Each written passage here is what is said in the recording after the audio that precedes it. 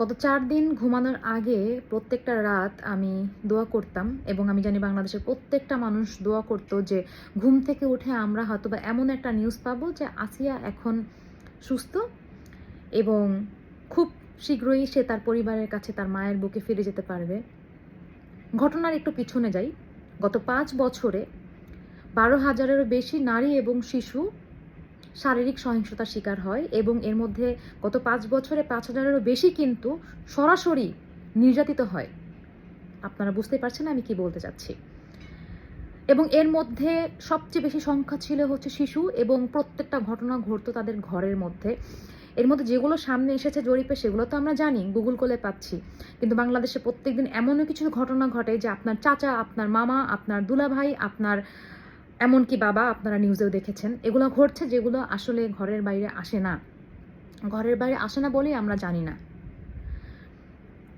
আসিয়ার জন্য আমরা একটা প্রোটেস্ট শুরু করেছিলাম। গত ৪ দিনে বাংলাদেশে তোলপাল করে ফেলেছে। বাংলার প্রত্যেকটা নারী মন থেকে দোয়া করেছে, যে পেরেছে সে রাজপথে নেমেছে এবং বাংলাদেশে একটা করে ইনসিডেন্ট ঘটে, আমরা রাস্তায় নামি, আমরা প্রোটেস্ট করি, আমরা আমাদের সর্বোচ্চ দিয়ে আমরা প্রোটেস্ট করি যাতে আমরা এই প্রোটেস্টটা সাকসেসফুলি শেষ করতে পারি এবং যেটা আমরা চাচ্ছি সেটা আমরা পাই। কিন্তু একটার পর একটা ঘটনা ঘটে, নতুন একটা ইনসিডেন্ট হয়, নতুন একটা কন্টেন্ট আসে এবং এগুলো ধামাচাপা পড়ে যায়। আলটিমেটলি আমরা যেই প্রোটেস্টটা করি সান্ত্বনা দিয়ে হলেও আমাদেরকে থামিয়ে দেওয়া হয়। ২০২৪ সালের যে গণ অভ্যুত্থান হলো সেখানে যদি আমরা থেমে যেতাম এবং সান্ত্বনাটা মেনে নিতাম তাহলে কিন্তু আজকে আমরা বলতে পারতাম না যে আমরা স্বাধীন। এখন অনেকে কমেন্টে আইসা বলবেন আপনার লাল স্বাধীনতা। ভাই, আমার ঘরের মধ্যে যদি একটা বাচ্চাকে তার চাচা তার সাথে এরকম করে, তার মামা তার সাথে এরকম করে, এটা লাল স্বাধীনতা আর সবুজ স্বাধীনতার সাথে যাবে না। Don't compare this. হ্যাঁ, এই ধরনের সহিংসতাগুলো ঘর থেকে শুরু হচ্ছে। আপনারা খুব খেয়াল করে দেখেন, ঘর থেকেই ম্যাক্সিমাম কাহিনীগুলো কিন্তু হচ্ছে। এখন আসিয়া আমাদের মধ্যে নেই, আর আসিয়া আমাদের মধ্যে নেই। আমরা যদি এই যুদ্ধটা এখানে শেষ করে দেই তাহলে আমরা ৭১-এ জিতেছিলাম, ২৪-এ জিতেছি এবং ২৫-এ আমরা সর্বোচ্চ বাজেভাবে হারবো এবং আর কখনোই জিততে পারবো না।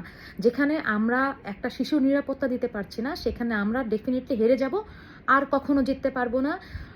বাঙালি জাতি কখনো মাথা উঁচু করে কথা বলতে পারবে না। ১৯৭১ সালে আপনারা বলেছেন পাকিস্তানি হানাদার বাহিনী, এখন আমরা কি বাংলাদেশি হানাদার বাহিনী? আমার ঘরের চাচা মামা, আমার দুলাভাই, আমার বাবা, প্রত্যেকটা পুরুষকে হানাদার বাহিনী। আমরা যদি এবার থেমে যাই আর কখনো জিততে পারবো না। এই প্রোটেস্ট চলছে, চলবে, যেই পর্যন্ত বিচার না হবে সেই পর্যন্ত চলবে।